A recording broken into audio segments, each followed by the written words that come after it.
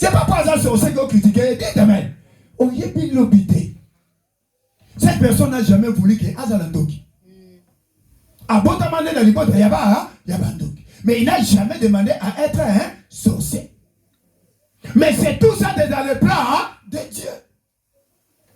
Personne n'a jamais cherché à naître là où il est, dans la famille où il a vu les jours. Dites amen. Mais nous sommes en train de grandir. Mais sache que quand nous grandissons, c'est dans le plan de Dieu. Mais la chose la plus essentielle, maman Angèle, tu dois savoir, est-ce réellement le parcours que j'ai pris, ce que je suis en train de vivre, est-ce réellement sur le plan de Dieu? Ce que je suis en train de faire. Parce que Dieu est souverain. Ne juge pas les gens. Chacun a son parcours. Mais ce qui nous attend, réellement, nous devons rentrer dans notre destinée. Et quel que soit le temps, cela va arriver.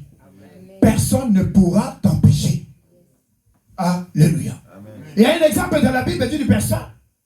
Cette personne était quelque part. Cette personne était abandonnée. Cette personne était rejetée. Personne.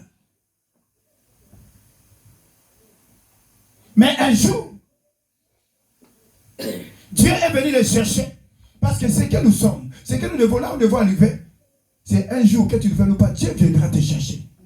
Et quand Dieu vient te chercher, personne ne pourra s'opposer. Et chaque chose a son temps. Nous devons simplement demeurer dans la prière. Nous devons simplement demeurer, être des hommes et des femmes de prière. Ne te laisse pas influencer par les émotions. Alléluia. Alléluia. Parce que tôt ou tard, le jour de gloire finira par apparaître.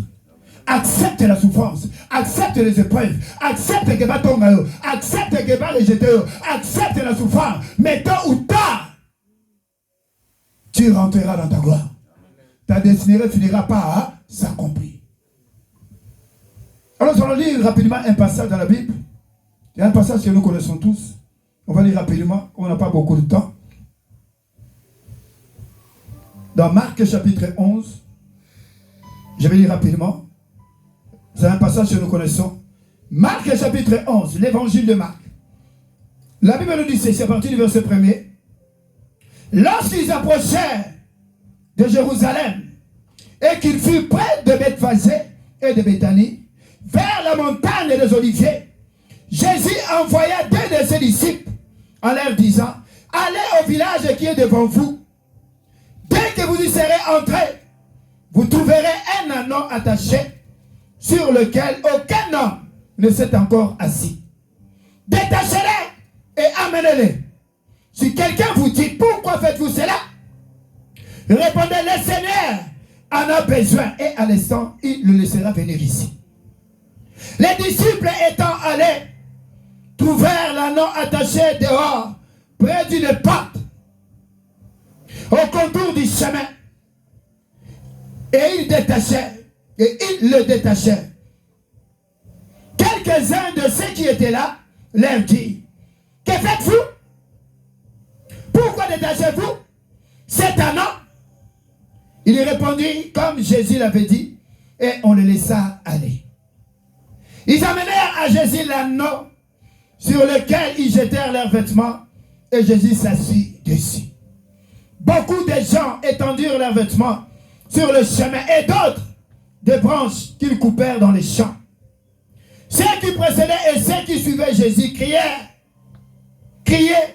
Hosanna, béni soit celui qui vient au nom du Seigneur, béni soit le règne qui vient, le règne de David notre Père, Hosanna dans notre haut, parole du Seigneur. Amen, amen, amen. Est-ce qu'il y a quelqu'un qui peut pousser le cri déjà pour le Seigneur? Alléluia. Bien, c'est un passage que nous connaissons tous. On nous dit, c'est l'entrée de Jésus-Christ à Jérusalem. Alors que pendant qu'il s'approchait, ils se sont retrouvés devant un village. Et quand ils arrivent devant ce village, la Bible nous dit, Jésus-Christ voulait rentrer en Jérusalem.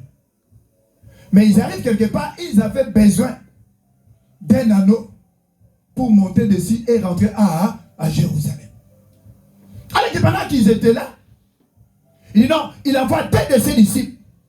Alors les disciples sont partis dans ce village. Mais pendant qu'ils partaient, il leur dit, vous trouverez cet anneau attaché. Détachez-le et amenez-le-moi. Même si on vous pose la question, dites-le que le Seigneur en a besoin. Alors les disciples sont partis et ils trouvèrent les choses telles que Jésus l'avait décrit. Dites Amen. Amen. Alors ils vont détacher l'anneau. Les gens vont s'opposer. Dites Amen. Amen. Voilà pourquoi je disais, Batou, par la situation, oh bango, baningaka kaosalili, oza. Ah non, pourquoi vous l'avez détaché? Il leur a dit non, le maître en a besoin. Et quand ils ont entendu ça, ils n'ont plus rien dit et on ramena l'anneau vers Jésus. Amen. Amen. Et quand on a ramené l'anneau, Jésus-Christ est monté sur cet anneau. Et il est rentré où? À Jérusalem. Et c'était la grande fête. C'est pour dire en réalité, c'était le jour de gloire de cet anneau. Dites Amen. Il sont vendus du colon, mais dans cette ville, quand on acclamait Jésus, c'est l'anneau qu'on était en train d'acclamer. Amen. L'anneau est en train de passer, non? Mais c'est cet anneau-là qui était attaché et les gens étaient en train d'acclamer.